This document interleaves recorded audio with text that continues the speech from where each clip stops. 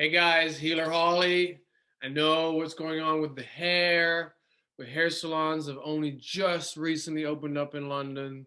So soon, hopefully, and if not, call me on it. So today, guys, I was doing these videos on my TikTok about don't cheapen sorry.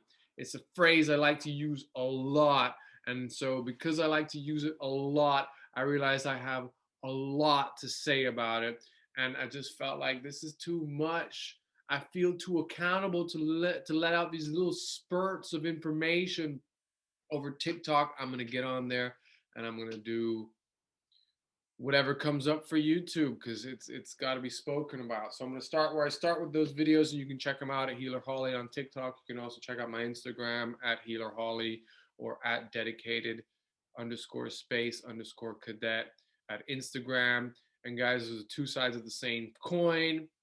Healer Holly's the light fairy, as I like to call him. Dedicated space cadet is that guy trying to shit on his approach that needs to be all sparkles and butterflies and get to the funny in the nonsense, in the static, in the chaos, because ultimately the universe is wanting to express itself in all walks of life, in all experiences of life. That's what gives everything direction. And so that's why the darkness exists. That's why pain, suffering, negative emotions exist. Even if you look at it on an emotional spectrum, this is according to Brené Brown, in order to feel the higher emotions of love, connectedness, empathy, all the stuff that's healthy for you, you have to not shy away. It means by default, you're going to not be shying away from the lower emotions. Sorry, guys, I have a bit of a sniffle at the moment. It's all the season changing, it's the pollen. Anyway, so don't cheapen sorry. Let's get into it. So, a lot of us use sorry as this magical word that just makes uncomfortable situations go away. Or if not, we use it as some kind of compensation because we just think we should be a nice person and someone else really isn't just not backing off. And we don't know why they're not backing off all the time. We just want to stop feeling whatever we're feeling, so we say sorry. And I think this comes from a childhood habit because when we're kids, we don't really understand the world much. And if you want more information on that, listen to my YouTube video of the universe as play. I'm going to go into it. It's about existential angst on a certain extent, and I'm going to go into that in another episode as well. So stay tuned. But before I get off topic, so I think it's a childhood habit where we get taught this word sorry. And like everything, we kind of understand it, but we also notice when we play around with it, which we're meant to do, we're meant to play around with notions. Cognitive psychologists even will tell you a kid has to play with lying to see how much you can get them, but also when it is not serving them. And that's a lesson we carry into adulthood, and that's why there's so much chaos in adulthood. But that's linked to this. So sorry is one of these words where really early experimenting with the word sorry will make you feel like as a kid that it's this magic word the adults has given you, that as long as you say sorry, uncomfortable situations disappear. And even to a certain extent, if someone's not teaching you good boundaries, as soon as you say sorry, you can get away with murder because at least we taught our kid to say sorry. The problem with that is that we can carry this into adulthood. If we don't ever grow past this little trick that we learned with the word sorry, we end up sweeping a lot of our issues under the rug by using sorry to just fix things, using sorry when you don't mean it. Cheapening sorry. Don't cheapen sorry, guys. It'll come back to haunt you. What happens when you cheapen sorry or you don't use it when you mean it? You sweep things under the rug, and what happens is you perpetuate this cycle. So somebody's intimidated you in some way or just given you some kind of energy you don't want to deal with, which is fine if it's someone you're not going to interact with a lot of the time. You know, every outcome, every strategy has a useful scenario. But if you start to use sorry as a crutch and use a bit too often to just get out of uncomfortable scenarios because you did it a lot as a kid, you had to protect yourself, whatever it might be. You had unreasonable parent who needed to hear sorry to compensate for their shit. You know, it happens. It happens for a myriad of reasons. You had older siblings that bullied you and made you have to say sorry for little things because, I don't know, they were a stepchild and or you were a stepchild and there was an unfair balance in the home of the way you were treated, and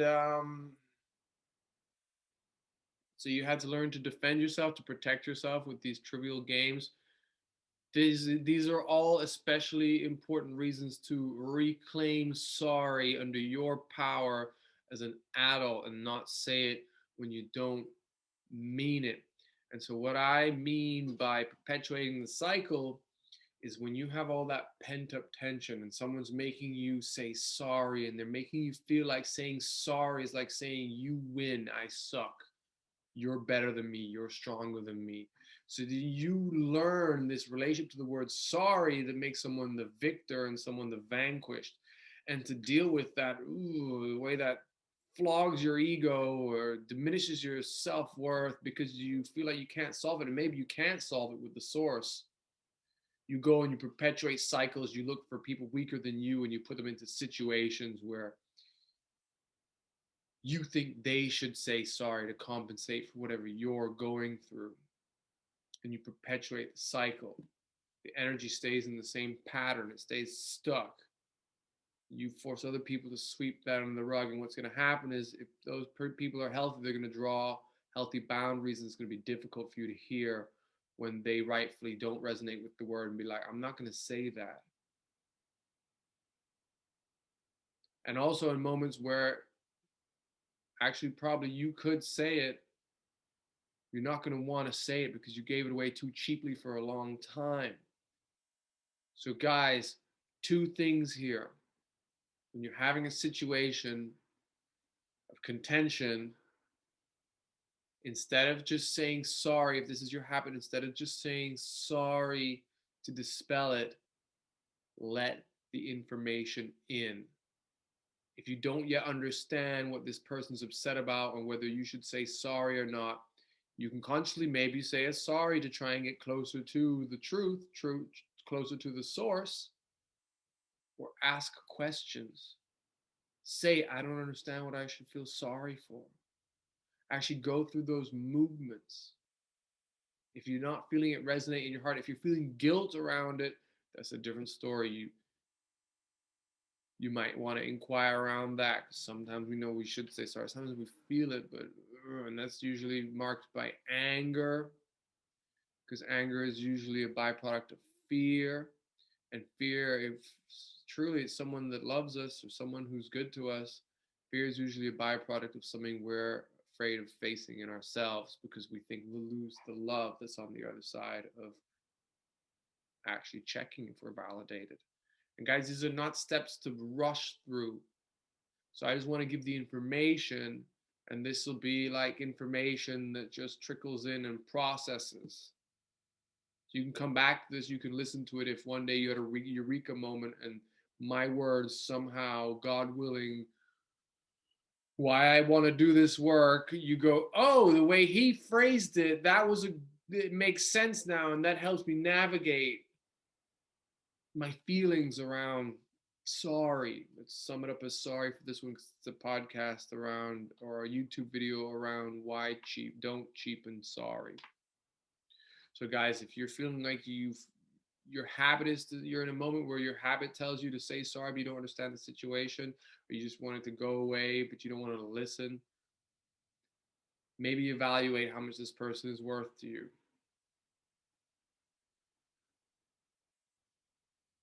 Maybe acknowledge the information, understand the situation before you say sorry.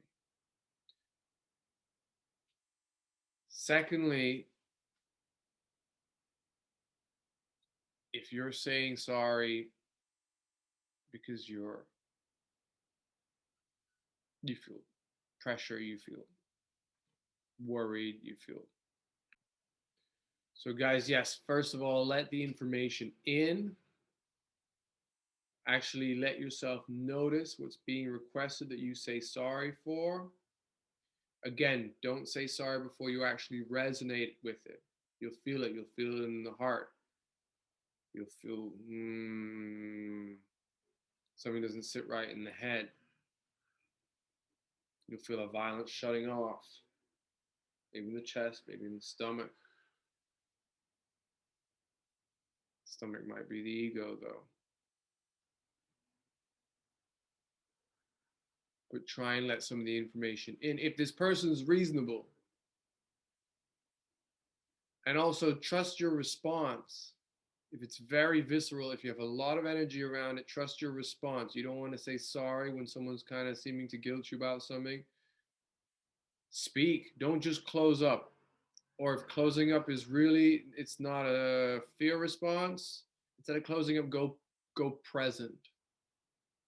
Stay open, but don't engage. Take a breath. Feel your feet on the ground. I like to use this trick a lot. This was from an improv teacher when I was in acting school in New York. He used to have us walk around the room and say, feel your feet with your feet. Your feet know a lot more about feetness than you do. Thank you, Noel. That's another phrase that stayed with me for life. So what that means is to imagine your brain was in your feet and you were sensing reality through your foot, which doesn't have any eyes, which doesn't have any ears, which doesn't have a nose. Your foot's just going to feel. So feel your foot with your foot. Maybe you can imagine it as a little cartoon character. And feel what life is as a foot. Your feet know a lot more about feetness than you do.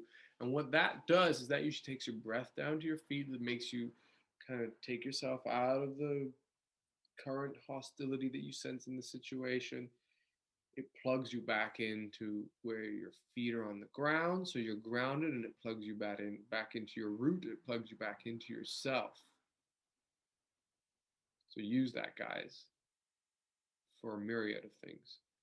Anytime you got to do public speaking before you get up, I mean, don't forget your text. But if you know your text by heart and you want to get up and just kind of have a moment away from things, you want to ask a question. You're at a seminar, you want to ask a question, and you have anxiety around asking questions. I knew this used to happen to me all the time. And in the time that I was waiting to ask the question, I'd have my hand up and I'd have all the best, most elaborate questions. And I was going to get such a good conversation out of this. And by the time I got chosen, I would freeze up. I wish I knew to feel my feet with my feet. And I would just ask half of the question, the rest would disappear. And then I would get half, but also let go of expectation to outcomes. Every time you put yourself in one of these situations, if you're not good at it, you're practicing and moving towards letting the brain understand there's comfort on the other side of practicing this. You're opening new pathways in the brain. So why not cheapen sorry? Because you'll be opening pathways in the brain, either to show that it's safe to let information in from a new person who's not that person from your past who used to guilt you about unreasonable things, especially if you love them. So, guys, we call people into patterns so we can find a similar situation but a new outcome. So the brain can let go, or at least tone down a bit, and put under our control. So we can regain control over patterns of, ow, no, you want me to say sorry? Try not to swear. You have this violent shutting out. Choose. Maybe behind letting in the information, letting in who this person is trying to say they are, letting in who this person is saying they want to be, and the way they want your dynamic to work, especially if they have good intentions. Maybe if you let in that information, you'll find out that it's safe to say sorry. And maybe if your heart's not resonating with it, you'll still go through whatever pattern, especially if you feel it in your heart, whatever pattern had to perpetuate. Because maybe it's not about this situation. Maybe they deserve a sorry here, but maybe they don't tell you sorry when you deserve it. And that needs to come up. before you can clear the air, before you can feel safe to say sorry. You need to go through that fight with yourself, fight with the other person, the struggle, but always give yourself compassion when you go through it. When you can, when you have a moment of being back with yourself, see what going present gives you. Again, these are with relationships that you have a sense are worth fostering. Because you don't open up with someone who's not safe. That's why you have this relationship around sorry in the first place.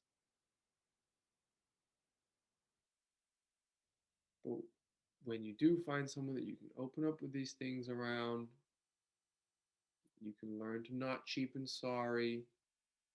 You can learn by trial and error what it feels like to stand in your ground and only say it when you mean it. What it feels like to take space from that person who you feel like you have to compensate with a lot in conversation by using sorry, and it makes you feel uncomfortable after a while. And sometimes putting up those boundaries or going through your motions of truth, you don't feel like you have another point of contention before you can say sorry about this, bring it up. You need to storm out, you need to make a scene, whatever it is. There's a subconscious need for another kind of proof of safety. Go through it. Go through it, because these are usually the motions of healing. These are the motions checking in some kind of subconscious conversation if there is love on the other side waiting for you, and the love might be some kind of weird recognition you need in some larger pattern. Guys, if you are someone who cheapens sorry and use it as this quick trick to dispel a situation, and you feel proud of how good you are doing it, and you feel like the person in front of you is, oh, this idiot with their compassion, I just had to say sorry and they let it go. I'm not really sorry. In that situation, you're not only cheapening sorry, but you're also cheapening compassion. And you might want to think about what you're doing there. Because again, like I said, we come back to Brené Brown's example of living wholeheartedly. If you want to feel the higher emotions, which we all do, and when we don't, that's when we go to drugs, that's when we go to alcohol, that's when we also hate on people who are great at showing who they are. We envy them without actually tackling the problems in ourselves of what allows us to be just very truly independently who we are.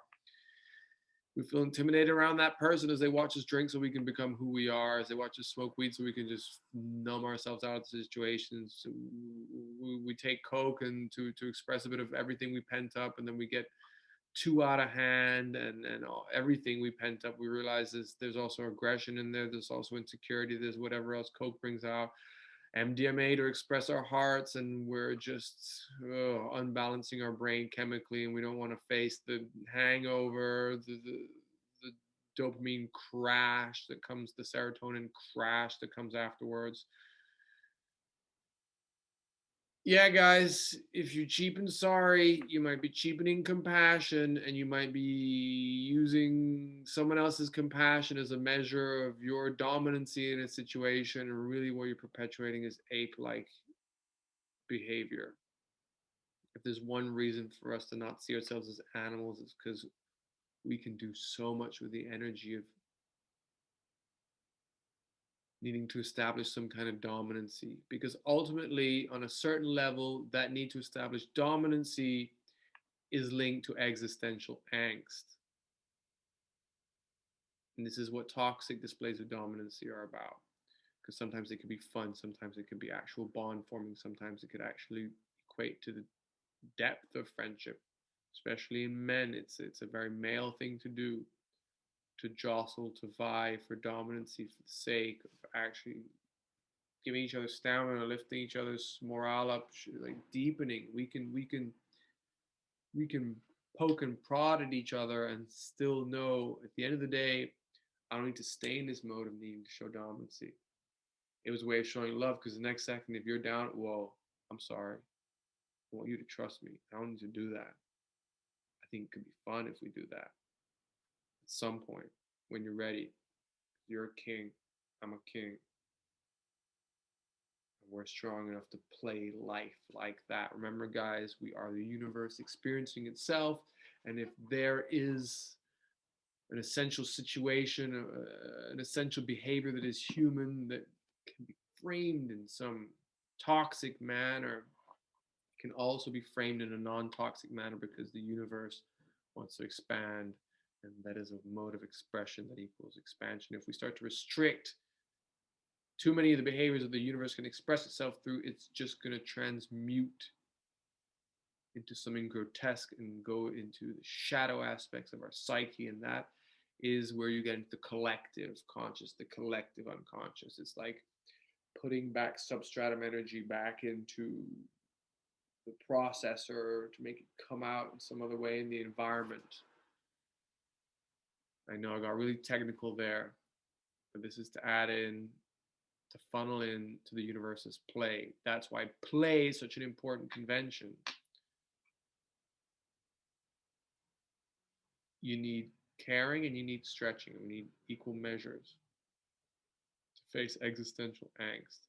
But if you're constantly stuck in upholding dominancy roles, that means somewhere you never started to accept that no matter how infinitely small you are in the scope of time and space, so this is, no, you wouldn't even show up. I can't even show up my fingers. Imagine an atom and imagine my room.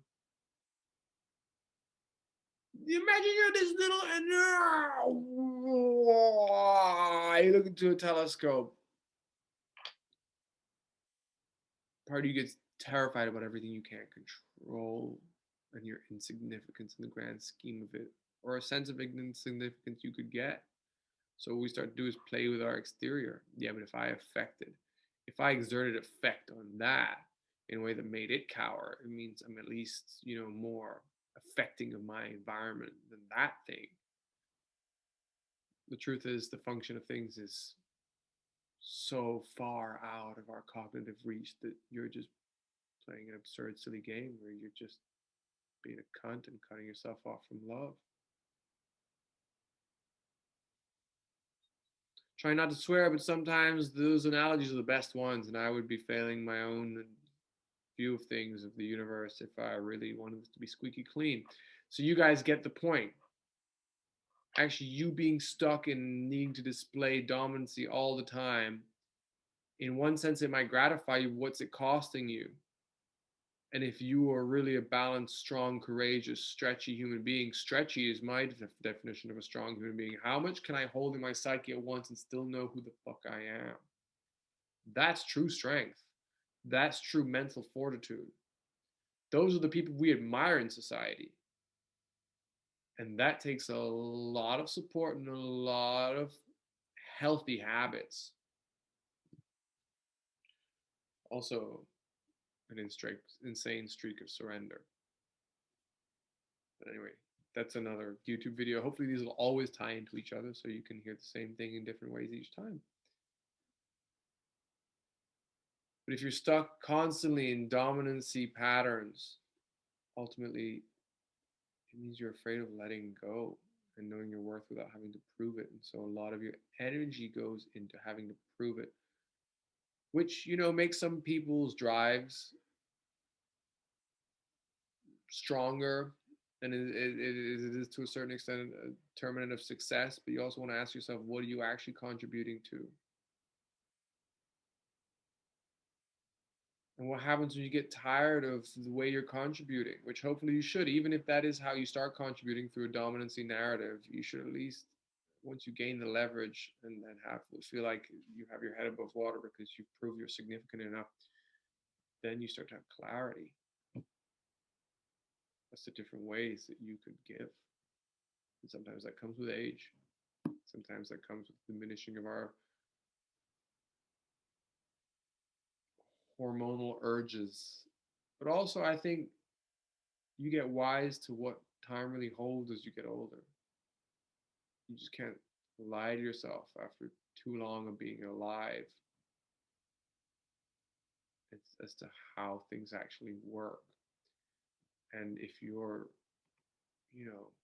going into your 40s and you're still upholding dominancy needs constantly, either you need to change who you're around because those people are children in an existential angst frame of things,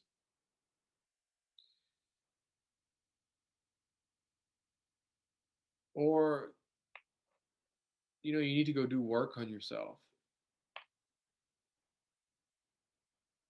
because something about you is insecure and traumatized and not letting in information, or you're lying to yourself because you're afraid of the changes that you're going to need because you have established a value, like a way of valuing yourself along the lines of a bunch of things that take a lot of energy to uphold, and the receipt is seeing a lot of people feel inferior to you. They depend on that, on this illusion of proving success by comparison. You'll never know the ways in which someone else is happier than you,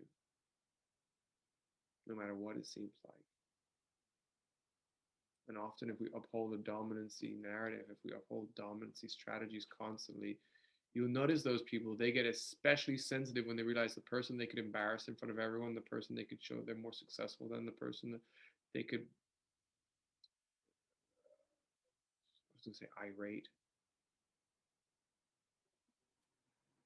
piss on. I'm sorry, at a lack of eloquent words right now is probably doing some people out there a bit of joy that I am. To make it relatable, when they see that person they piss on actually have loving friends that would do things for them that your friends wouldn't do for you, or parents, or whatever it is, a support network that offers a certain level of intimacy that you don't have in your own world, that person is upholding the dominancy patterns to find self-worth, you'll see right away that's a chink in their armor. You'll see right away that's a soft spot. And they either respond to it with more rage, more numbing, more needing to buy stocks, more needing to expand their bankroll, whatever it is, something that shuts other people out in which they are the sole purveyor of if they're winning the game. That's what happens. You start to restrict yourself. You start to go in. The amount of reality you can actually see honestly has to stay slim because you're only tracking reality for this certain game in which you know that you're good and you're constantly winning. And then you can't see what other people actually are like because if they're not playing that game, there's a whole heap of guilt you got to face in yourself, whole heap of wasted time, whole heap of loneliness you got to account for, a whole heap of people that you've probably hurt, whole heap of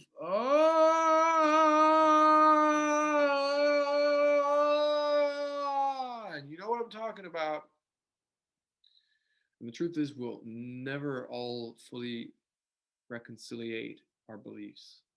That's the beauty of humanity. The universe wants it that way so it can experience a very expanded sense of itself. If you think about it, if you jump into everybody's head, there's a whole different universe living in there depending on what they believe.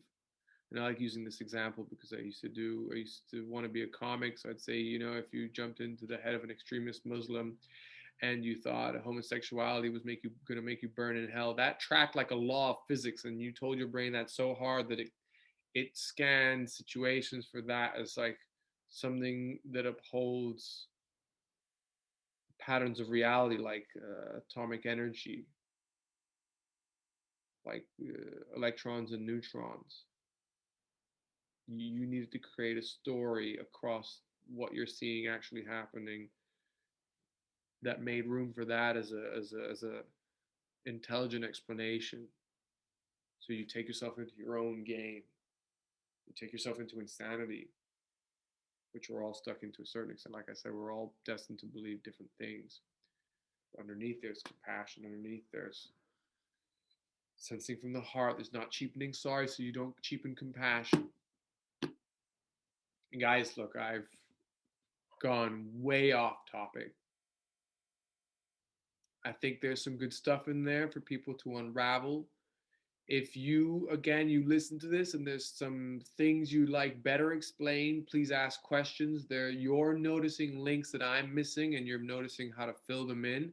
Please, because that's how I learned to speak well, is by listening to a lot of other people speak well, or by connecting a bunch of different writers to write an essay. It's what we all do. And really, that's the beauty of contributing to helpful points of view. And ultimately, remember, guys, this is a tool. This information is a tool that if it helps you, I'm grateful for. It's what's helped me. It's some of the things I attach core principles to, but ultimately I'm always trying to stretch to let in more love, let in more compassion, but ultimately my body will be the guide. My heart will be the guide. My gut will be the guide. But sometimes other people will hold the tools as to what to do with that guidance. Because your brain needs to be settled. Your brain needs to be appeased as well. The ego needs another belief to slot in there so that when you go to the ego, at least you have a better foothold as to when you're too scared to listen to this guy, as my friend says, which is the softest part of us, but also the strongest. It might be our biggest connection to source. But yeah, we're going to stop there. If you like this video, please like, subscribe, try the other videos I've mentioned. If you feel like there's information missing, see if it creates a three-dimensional picture. I'm hoping to. I'm going to keep coming back to notions such as existential angst, evolution, and how to phrase this, a responsibility around language. This is Healer Holly / dedicated space cadet, because I swore in this one. They'll both be happy and both be equally as upset with one another that they both came out of me in this YouTube video. And wishing you all a good whatever time of day it is, and lots of love and lots of light, guys. And like, subscribe, comment, check out other videos. Healer Holly out.